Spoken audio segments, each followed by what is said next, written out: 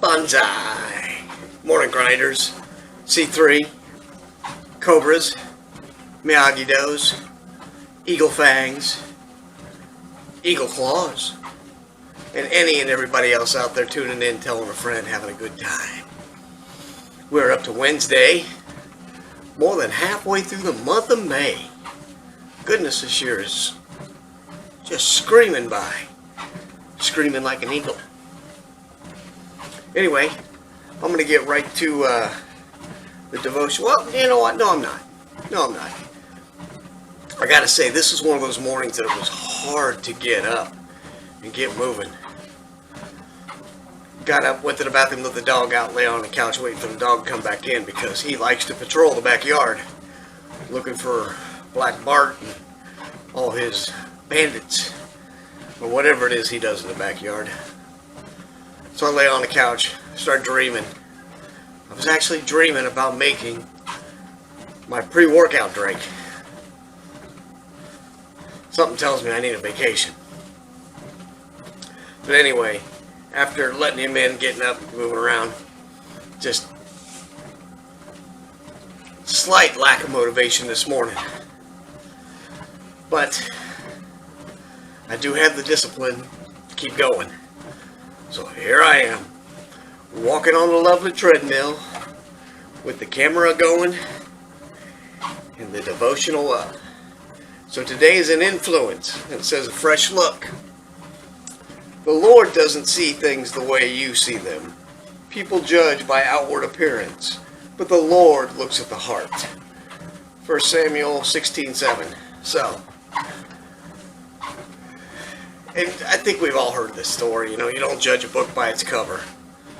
And then, you know, if you're in the church world, I'm sure you've heard the thing about how a new preacher will sneak into a church looking like a really scraggly homeless person to see how the other church members will react to them, and find out that we're all rather judgy. And it's true. We do, all of us, judge a lot by outward appearance. And that's it, you know. That's the way things work. Dogs judge us by our smell, our tone of voice. That's the way of the world. That's why they don't tell you to dress in your shabbiest clothes if you go for a job interview. But you got to be who you are, and we should reserve some judgment until maybe we've talked to a person or walked a mile in their shoes, that sort of thing. Okay, I get it. I don't have a lot to say about that. I think we all know it. We live it to whatever level we live it. But Tony talks about how we all rush to judgment, and 24-hour news cycle and all that. And, you know, we determine whether somebody's guilty or not before they've even been arrested sometimes. And that's the world we live in. With social media,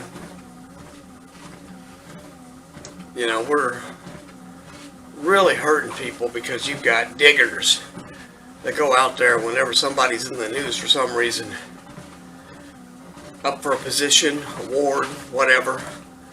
They will just scour every little thing they can find to dig up dirt. I mean, it's rather disgusting in a way. The most current one that I know of is some kid that was on American Idol. Had to quit the show because somebody found a picture of him with a kid next to him with a pillowcase over his head with eye holes cut out. And that could have been Klan related. Now they said no, they had just watched a scary movie where the killer wore that over their head. And he was like 15 or 16 or whatever when he did this. It is utterly ridiculous. You know, even if you say some stupid stuff as a kid, and who hasn't said stupid stuff as a kid? Most of us still say stupid stuff as an adult. people change, they grow, but the culture that we are forming right now doesn't allow people to be people. We are supposed to have freedom of speech in this country.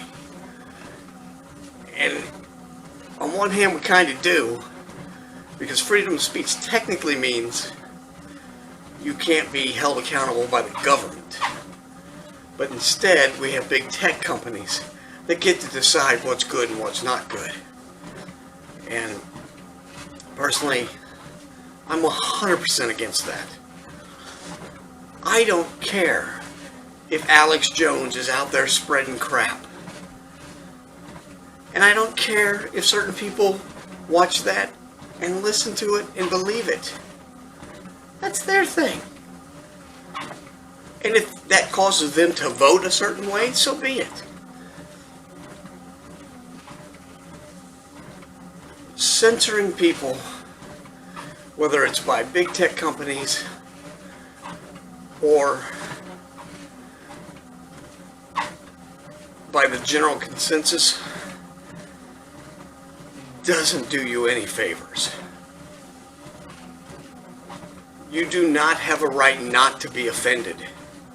If you don't like something, change the channel. Shut the TV off. Shut the radio off. Shut the internet off. And go do something else. Because not everybody's going to think like you. And if everybody does think like you, you're not going to make any forward progress. You're going to be static, if not going backwards. This cancel culture we live in is crazy. It's not doing anybody any favors. And quite frankly, my opinion, all you're doing is hardening people in their position. If you don't agree with their stance on a certain subject, regardless of what that is, making them shut up and go underground does not change their mind. You're only going to make them dangerous, because then they're on the defensive. You gotta let people spew whatever it is they want. If you don't want to listen to it, don't listen to it. Most people will listen to that and think this guy's crazy. But nobody listens to me. So, that is my spew for today. Pretty soon we're going to go in the other room. We're going to do the workout. Eagle Fang 5A today. So, bonsai! Welcome back, grinders. We're already up to set 3. Woo! It's a good one. I'm definitely feeling it. Sweaty, winded, but loving it at the moment. So, no time for chatter. Pop the buds in, turn the music on, and let's commence to grinding. Bonsai!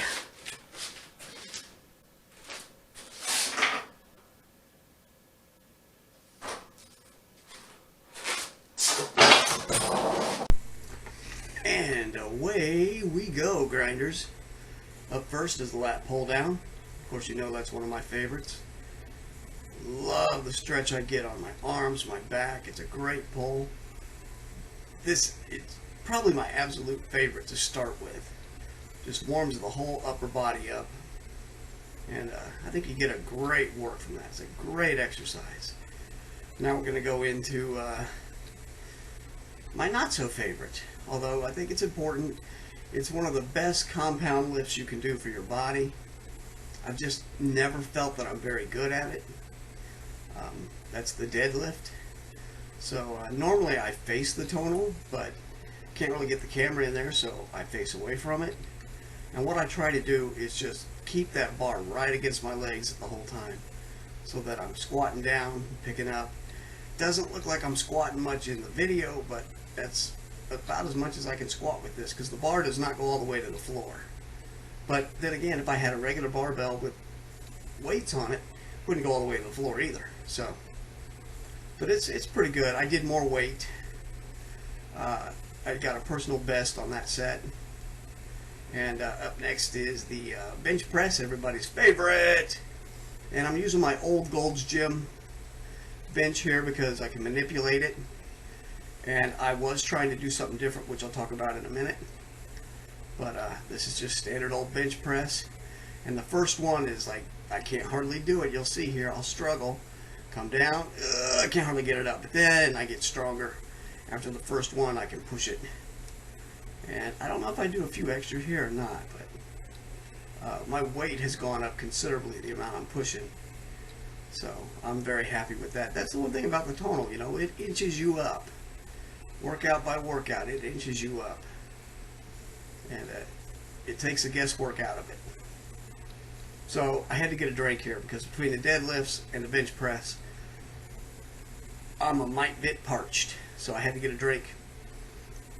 And yeah, normally I would face the tonal when I do this. But I thought, you know what, I'm just going to leave the camera basically where it is. We'll do the bicep curls here. Not the best angle, but I think you can see enough. So, you know, mainly just to see that I'm doing it. I think my form is pretty good here. I'm not seeing any errors come up. So yeah, we got them all out. Believe it or not, those last couple are very difficult and I'm straightening. But that's the way you want it. You know, this third set here, I do mostly 8. Unless I feel like I'm overly strong, then I'll do more. Now here is where I made a change. I was using this bench because I could do the declines. And I would go all the way down. The first 2 sets I did the full decline. But I think that's putting a little too much pressure on my back. So I thought, you know what, I'm just going to do a narrow grip. And the weight is way too little here, so I just did a lot of extra ones. So that's what I'm going to do is this narrow, almost diamond grip bench press there. So we'll try that for the next few weeks, see how it goes. Then, you know, skull crushers probably need to be going down a little bit lower. But by this time the arms are pretty well burned out. So I'm struggling just to get what I'm getting there. But that's a good thing. That's a good thing. Okay, we're almost done with this here. Final exercise here, which is the overhead press, working the shoulders, and not the best angle, but I think it's good enough. Get a little wider, a little more than shoulder width apart, pushing up. I think I leaned back a little too far. I need to straighten my back up. But it's a good workout. I love doing this. Thanks for watching. We'll see you back on Friday.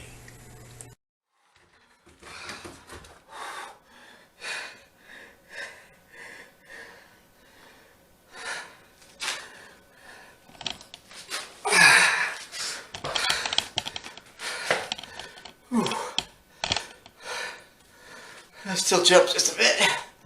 All right, bonsai. Whew. Okay, we did almost 15,000 pounds today. That's only 90 more than we did on Friday. So, this thing's got my days messed up. It's saying I did on Thursday and Sunday. No, Tonal, you messed up. But anyway, pretty good workout. I'm definitely sweaty. You can see the shine. Whew. Feeling good. So, we'll give you the flex. Hogan. Banzai. Peace out. We'll see you on Friday.